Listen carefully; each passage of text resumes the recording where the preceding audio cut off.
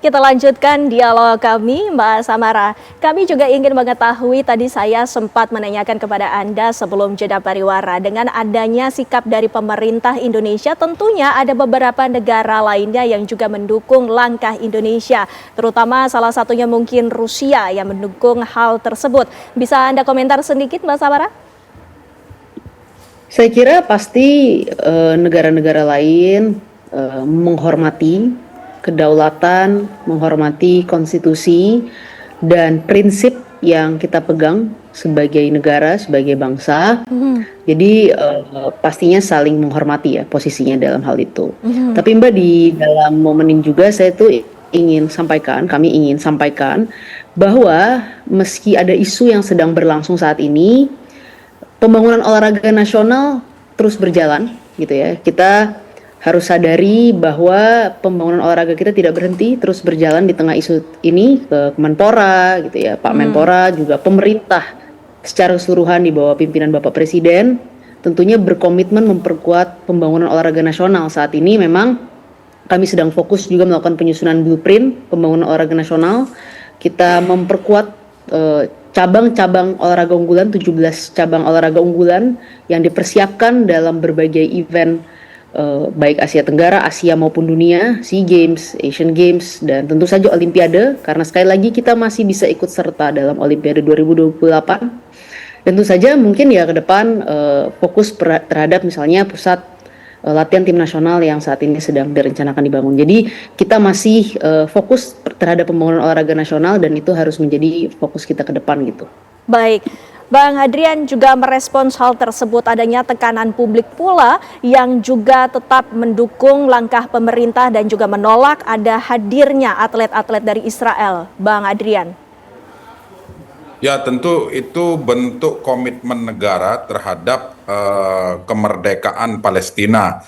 Nah, kami tentu sangat mendukung, bahkan dari awal saya katakan bahwa dukungan ini kita berikan ketika persoalan ini mulai muncul ke publik.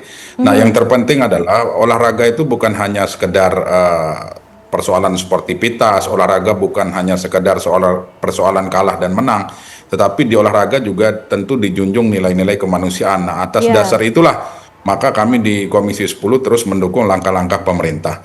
Kemudian kami juga berharap kepada Kemenpora untuk melakukan persiapan-persiapan di event-event yang terdekat, seperti Desember nanti kita akan melaksanakan SEA Games.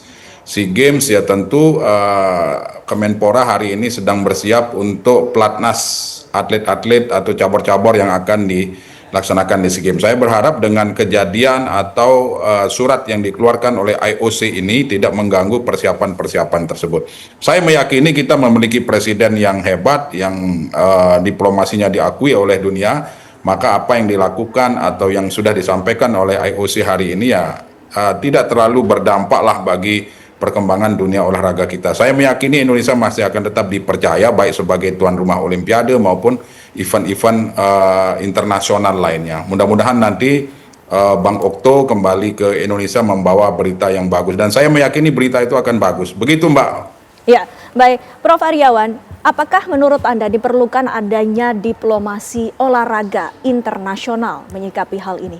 Pasti sangat perlu Mbak Widi ya. Artinya walaupun kita misalnya dalam kaitan dengan Israel kita tidak memiliki hubungan diplomatik nih antara Indonesia dengan Israel. Akan tetapi memang kita perlu menjalin kerjasama dengan banyak negara. Diplomasi internasional khususnya di bidang olahraga yang sejalan dengan peraturan-peraturan di bidang internasional itu harus dilakukan dan kita tetap harus melakukannya. Apalagi dengan adanya masalah yang berkaitan dengan rekomendasi IOC ini kan kita akan diundang ke Swiss. Nah, ini adalah momen kita untuk melakukan diplomasi, kita bisa bicara banyak, ya kan, artinya menjelaskan kedudukan Indonesia, karena by law-nya kan kita sudah clear, sudah ada putusan arbitration sport, kita juga sudah lakukan semuanya, nah tinggal kita tetap menjalin diplomasi dengan yang ada. Dan Menpora, saya rasa, dan juga Kementerian Olahraga pasti juga sudah membuat blueprint kan, blueprint roadmap untuk rencana olahraga ke depan, dan kita tetap aktif kan, statementnya adalah untuk aktif dalam multinational event kan, olahraga-olahraga yang ada di internasional. Jadi kita tidak akan stop gitu. Nah, yang ketiga adalah yang tadi saya sampaikan bahwa kita harus perjelas ke depan selain diplomasi internasional juga kontak-kontaknya kita. Artinya dengan internasional. pisahkan mungkin antara kepentingan nasional dengan kegiatan internasional. Artinya kita tetap harus melihat bahwa kepentingan nasional yang utama. Standing Indonesia kemarin itu sudah sejalan dengan yang ada. Tetapi kita juga harus melihat bahwa ada kegiatan internasional yang kita juga dipandang oleh dunia.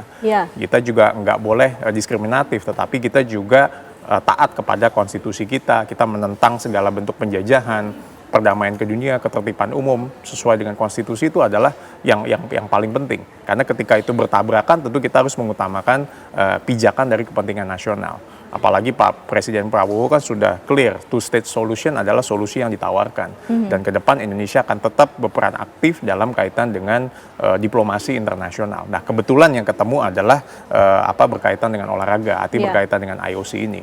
Jadi mudah-mudahan antara NOC, IOC dengan federasi-federasi yang ada tetap kita lakukan, dan ini bukan rekomendasi yang sifatnya final, tapi juga kita banyak lakukan. Tetapi memang hati-hati juga dengan rekomendasi ini, karena kan kita agak terhambat nih menjadi tuan rumah, ya kan, baik mungkin FIFA, FIBA, dan beberapa pagelaran internasional yang lainnya. Tetapi jangan pernah putus asa, kita pasti bisa, dan saya yakin Kemenpora, Presiden sudah menyiapkan blueprint dan roadmap untuk kita bagaimana keluar dari kondisi yang ada. Karena kita juga pernah seperti ini juga sebelumnya gitu, Mbak Kita Widi. tanyakan kepada pemerintah, Mbak Samara, bagaimana meyakinkan kepada masyarakat Indonesia bahwa langkah yang diambil oleh pemerintah ini sudah on the track dan potensi agar Indonesia bisa menjadi tuan rumah dalam Olimpiade 2036 ini bisa terlaksana, Mbak Samara?